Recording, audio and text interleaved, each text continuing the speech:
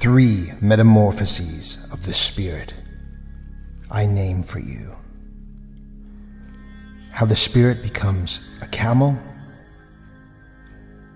and then from a camel to a lion, and finally from the lion to a child.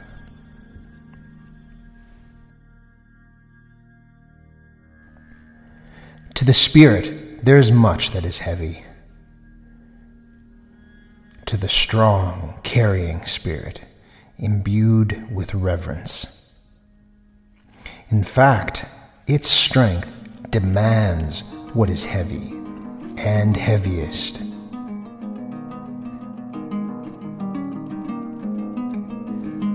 What is heavy? Thus asked the carrying spirit.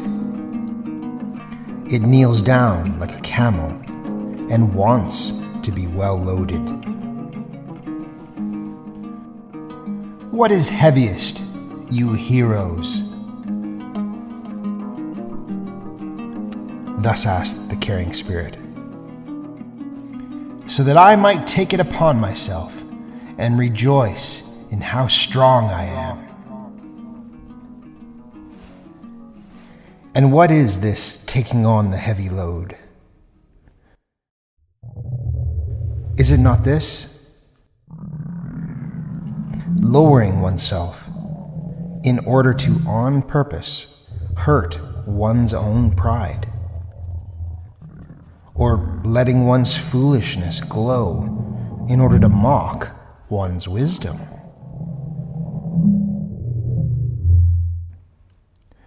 Or is it this?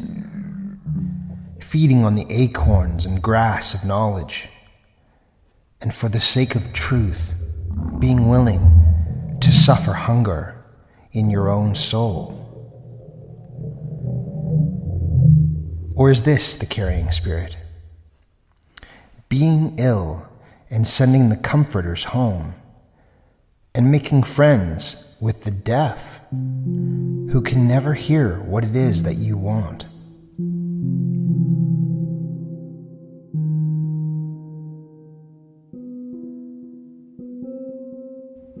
Or is it this? Wading into dirty water when it is the water of truth, and not shrinking away from cold frogs and hot toads.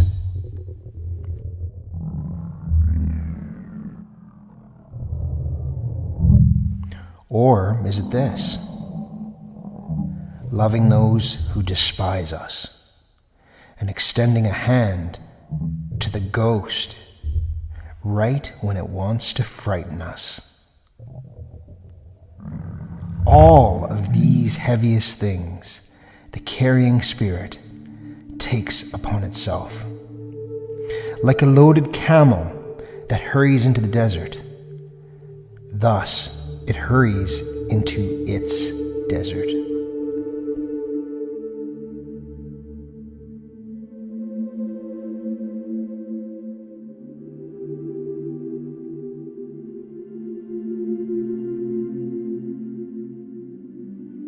But in the loneliest desert, here the second metamorphosis occurs. Here the spirit becomes a lion. And as a lion, it wants to hunt down its freedom and then be master in its own desert. Here, in its own desert, it seeks its last master and wants to fight him and its last god. For victory, it wants to battle the great dragon.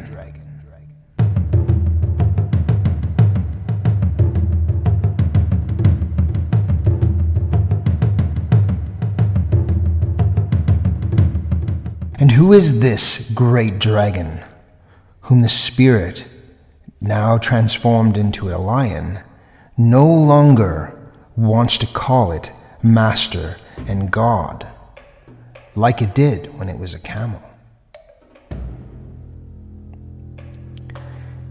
The name of the great dragon is this: Thou shalt. But the spirit of the lion now says, I will. Yes, thou shalt now stands in its way, gleaming golden, a scaly animal, and upon every scale, thou shalt gleams like gold.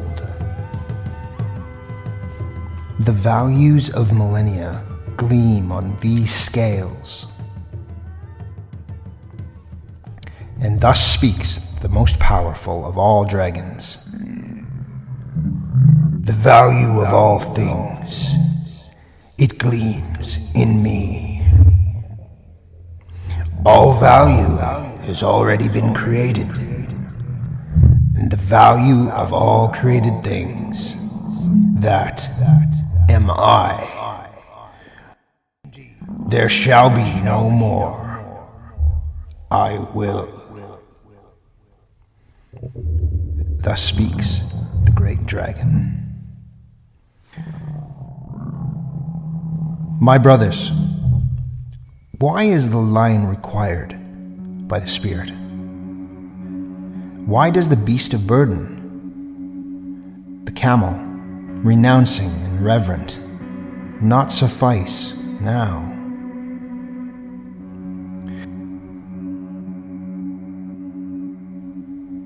To create new values, well, not even the lion is capable of that.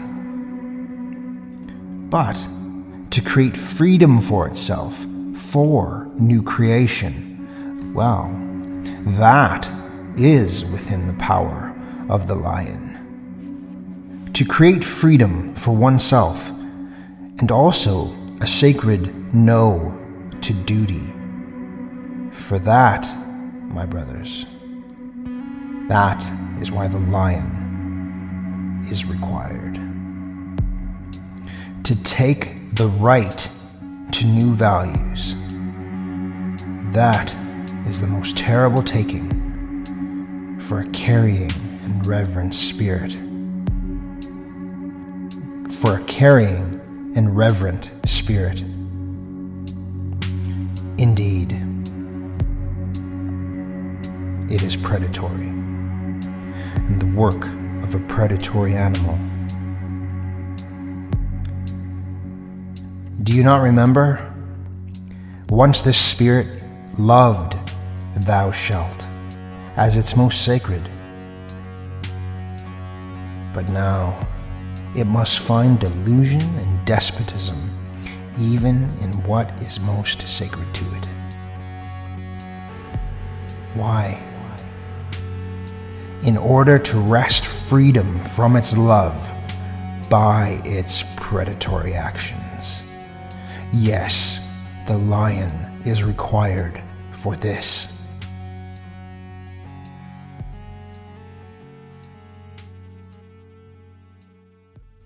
But tell me, my brothers, of what is the child capable that even the lion is not? And why must the predatory lion still yet become a child? The child is innocence and forgetting, a new beginning, a game, a wheel rolling out of itself, a first movement, a sacred yes saying. Yes, for the game of creation, my brothers, a sacred yes saying is required. You see, the Spirit wants its will. The one lost to the world now wins its own world.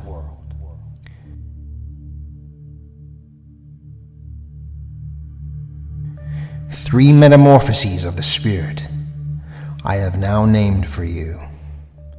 How the spirit became a camel, and then from the camel to a lion, and how the lion finally became a child. Thus spoke Zarathustra.